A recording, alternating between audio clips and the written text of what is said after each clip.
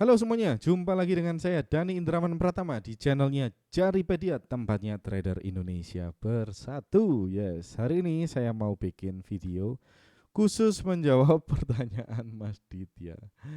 Mas Ditya ini tanya ke saya melalui Instagram saya di DNY Indrawan.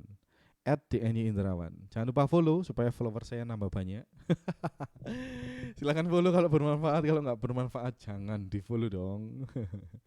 Kita masuk ke pertanyaannya Mas Ditya. Maaf Mas, loh belum apa-apa kok minta maaf ini. Salah apa? Nggak ada salah loh Mas Ditya. Izin bertanya, lumayan banyak katanya. Lumayan banyak tapi kayaknya ini banyak banget ya.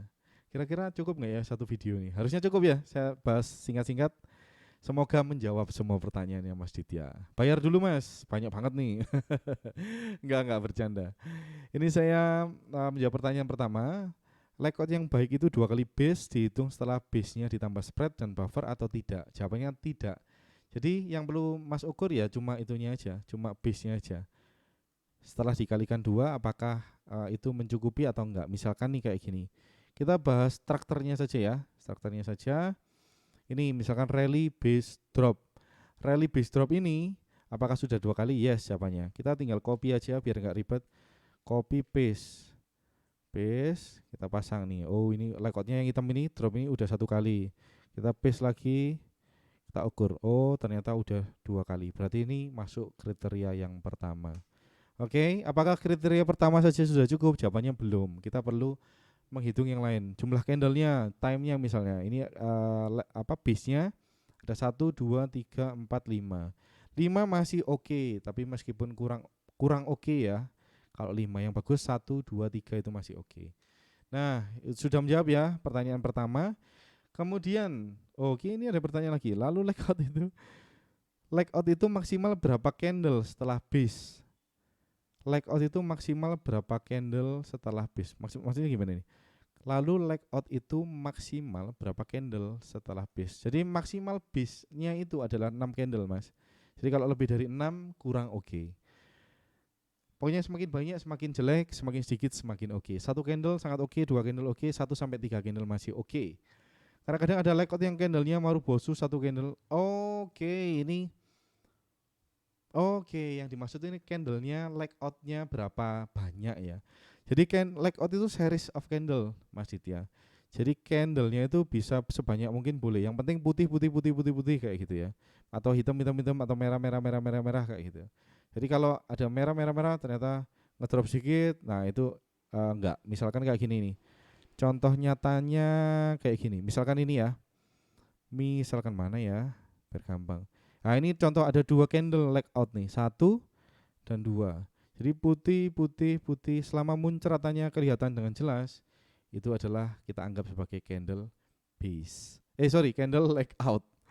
Kenapa nggak fokus gini saya? Nah misalnya contoh ini. Contoh ini juga sama. Ini ada area. Ini kita bisa lihat dengan jelas ada area. Ini bisa disebut rally base rally. Rally-nya cukup kencang sampai sini. Oke, jadi bisa kita ambil nih. Ini harga masuk udah profit nih. Kemudian mana ya? Nah, ini series of candle juga. Ini sebenarnya area, tapi saya nggak areanya nggak apa namanya kurang oke kalau bentuknya rally gini aja. Saya maunya yang menyamping teman-teman. Saya maunya yang benar-benar menyamping. Kalau ini kan naik ini arahnya naik terus. Meskipun ini dikatakan area bisa aja.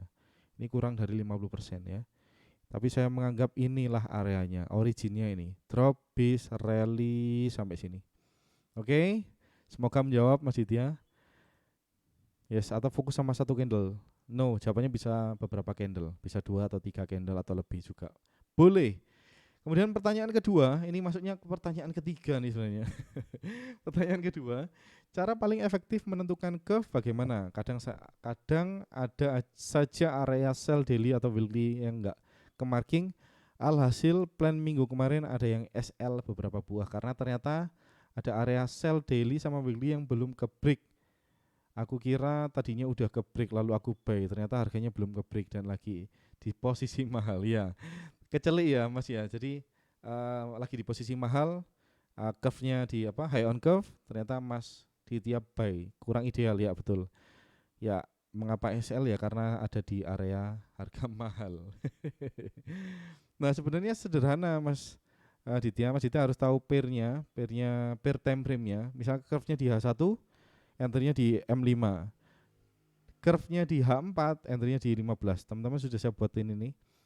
Kalau curve-nya di daily, entry-nya di 60 menit. Nah, karena saya swing yang agak apa namanya? Agak cepat. Swing itu kan ada yang entry di 60 menit atau di 240 menit. Lipat. Jadi karena saya swing, saya ngeceknya di curve-nya di daily. Saya marking aja daily dulu. Misalkan saya charting, biasanya saya 2 chart kayak gini.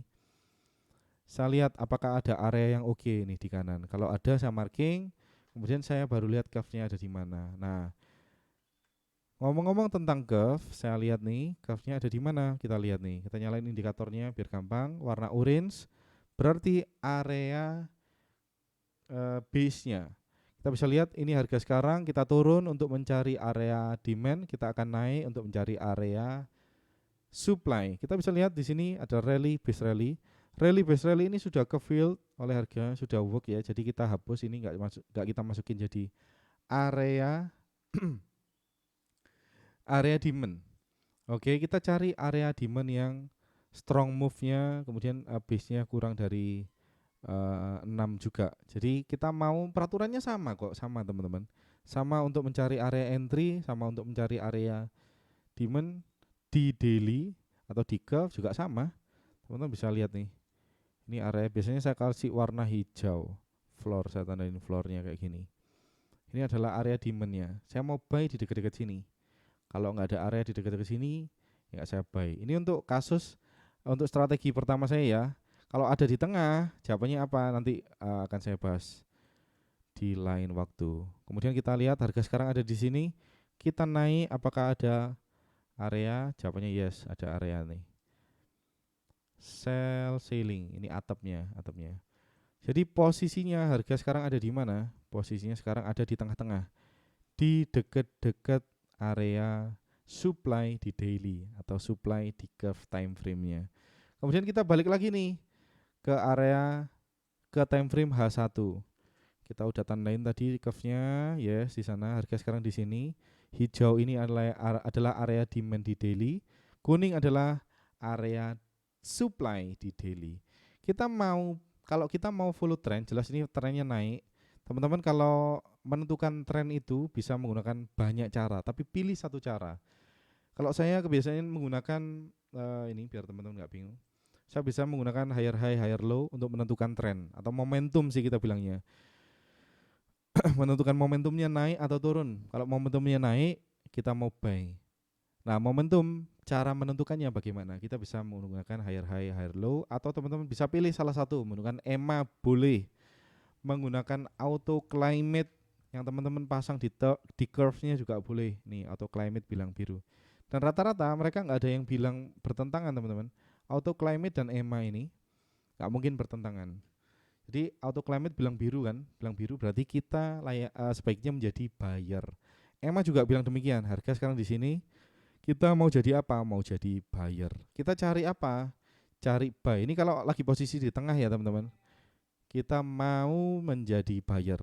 Kalau buy saya mau di mana? Saya mau di area UFO atau unfilled order. Saya mau beli di area sini. Misalnya ya teman-teman, ini bukan sinyal ya teman-teman. Ini harga belum break, ini saya nggak mau beli. Selama harga nggak mau break, saya nggak akan beli. Saya singgung sedikit strategi yang saya gunakan ya. Oke, jangan langsung di entry ya teman-teman. Itu cuma contoh aja. Saya nggak akan entry sih di sini. Saya nggak akan entry. Ini padat banget di belakangnya. Meskipun move outnya oke, saya nggak entry. Selama harga belum break, saya nggak entry. Oke. Kemudian ke pertanyaan ketiga. Nanti akan saya bahas ya mas ini. Karena banget bikin videonya tentang curve. Nah, tadi sempat saya singgung sedikit. Nanti akan saya bahas lebih detail lagi. Oke.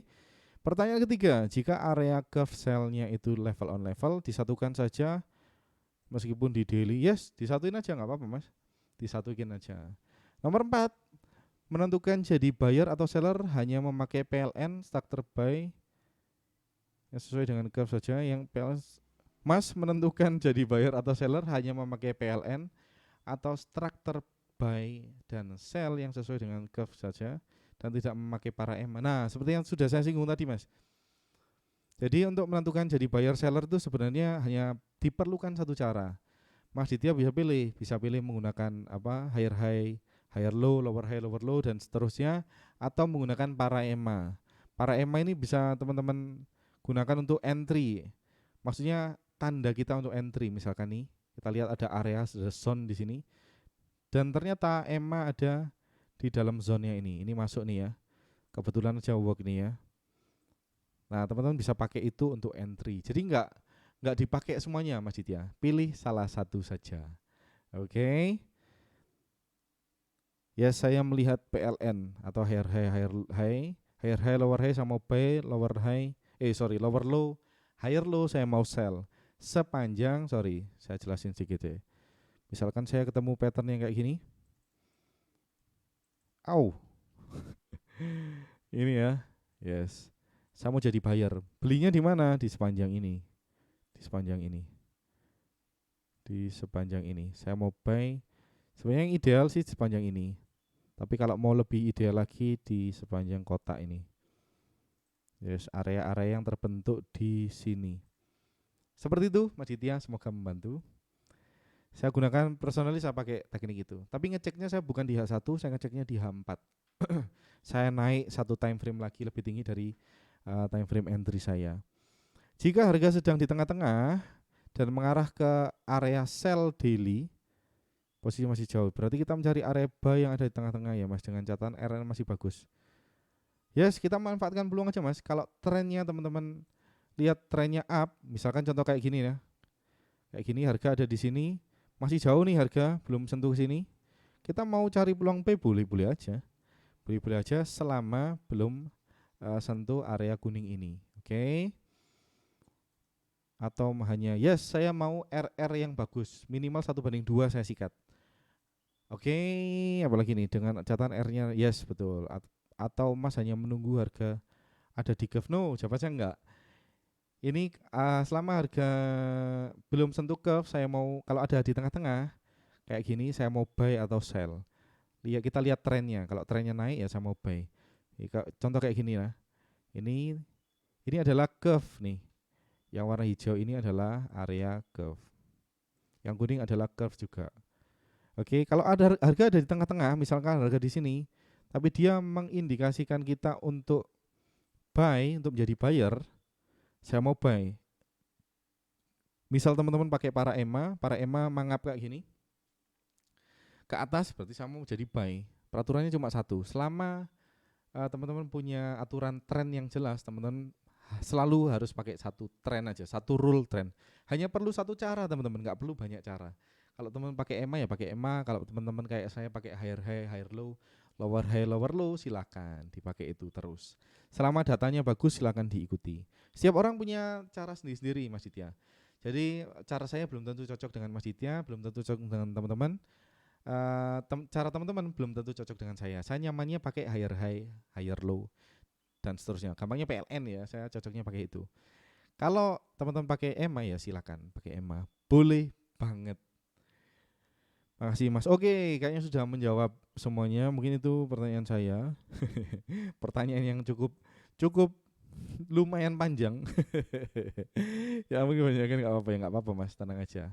Tujuan saya sharing di YouTube ini yaitu untuk saya juga sambil belajar mengingat apa yang saya gunakan di dalam trading room saya, mengajarkan saya untuk selalu disiplin juga terhadap diri saya. Jadi kita win-win teman-teman. Teman-teman dapat pengalaman saya lebih disiplin lagi di trading room saya. Jadi kayak gitu. Dan harapan saya ke depannya kita bisa ngobrol lebih panjang lagi masalah trading ini. Kita akan ngobrol gimana sih? Kita akan ngobrol lebih banyak lagi di video-video saya yang selanjutnya. Jangan lupa request aja nggak apa-apa. Misalkan teman-teman mau request bahas tentang ini, tentang itu dan lain sebagainya silakan.